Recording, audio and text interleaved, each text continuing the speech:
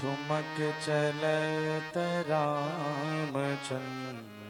ठुमक चलत रामचंद्र ठुमक ठुमक ठुमक ठुमक ठुमक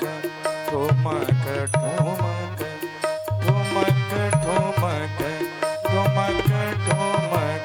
ठुमक ठुमक ठुमक ठुमक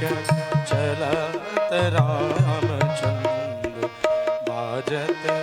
पैजनिया ठुमक चलत रामचंद्र बाजत पैजनिया ठुमक चलत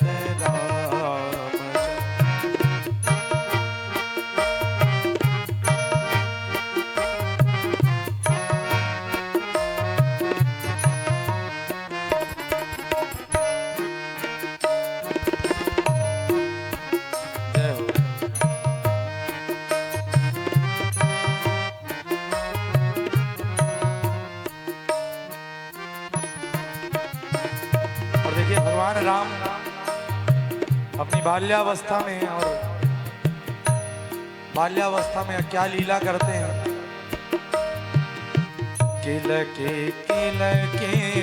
उठत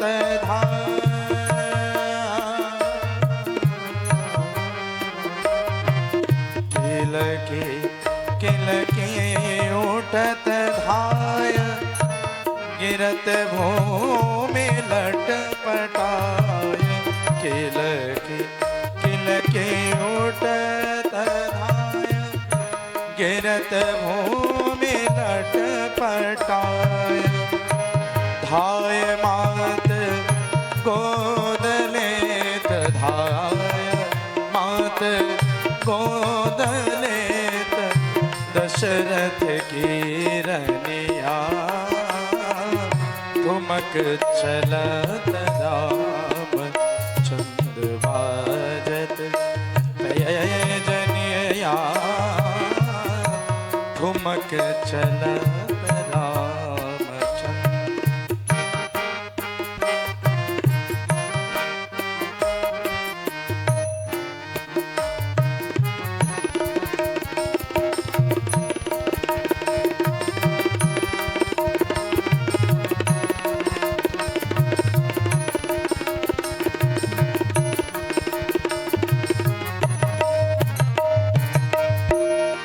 और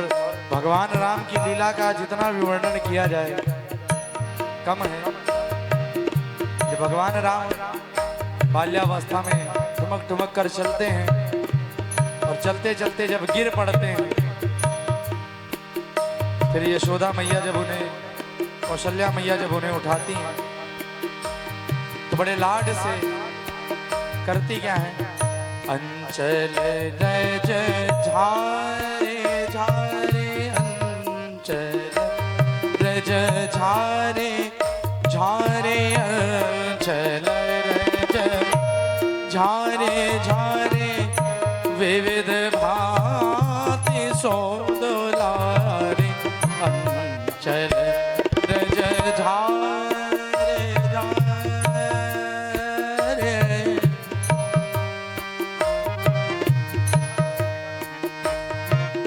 अंचल रज झारे झारे विविध भांति सोदुलारे तन मन धन वारे वारे तन मन धन वारे वारे कहत मृदु बचनिया ठुमक चलत रामचंद्र बाजत पैजनिया ठुमक चलत रामचंद्र बाजत पैजनिया ठुमक चलत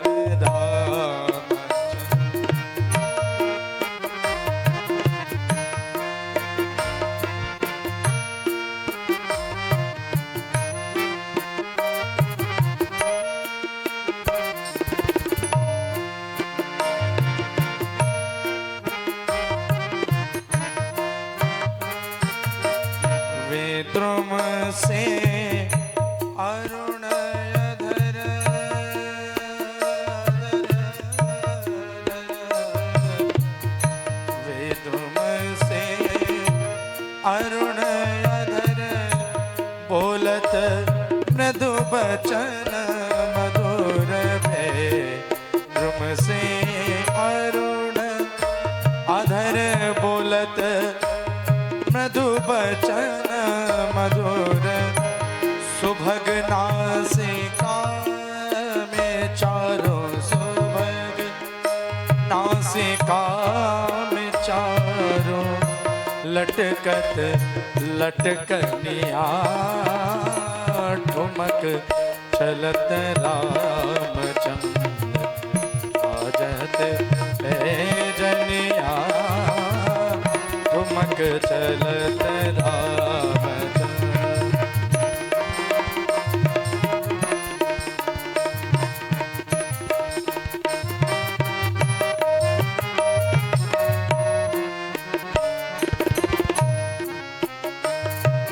और अंतिम में जब तुलसीदास जी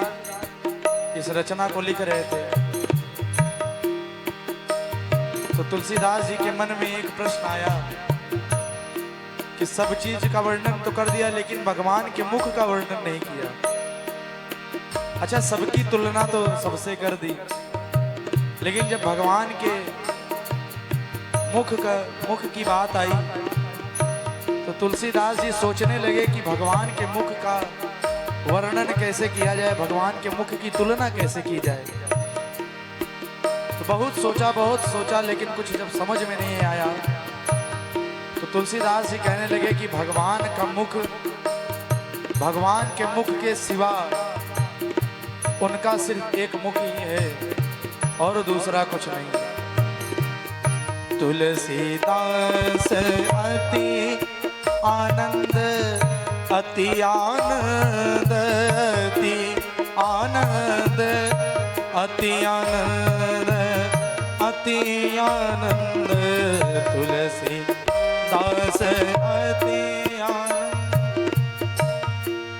तुलसी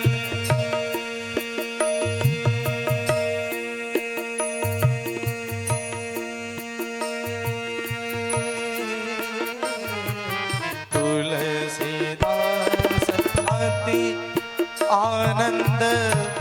निरख के मुखार बिंद तुलसी दास आनंद निरख के मुखार बिंद रघुवर छवि के समान। जब मुख की बात आई तो तुलसीदास जी ने भगवान के मुख की तुलना चंद्रमा से की, सूर्य से की, ब्रह्मांड से की, लेकिन मुझे कुछ समझ में नहीं आया तो उन्होंने सीधा सीधा लिख दिया रघुवर छवि के समान, रघुवर छवि के समान, वर छवि के समान रघुवर मुख बनिया ठुमक चलत रामचंद्र बाजत पैजनिया ठुमक चलत रामचंद्र बाजत पैजनिया ठुमक चलत राम।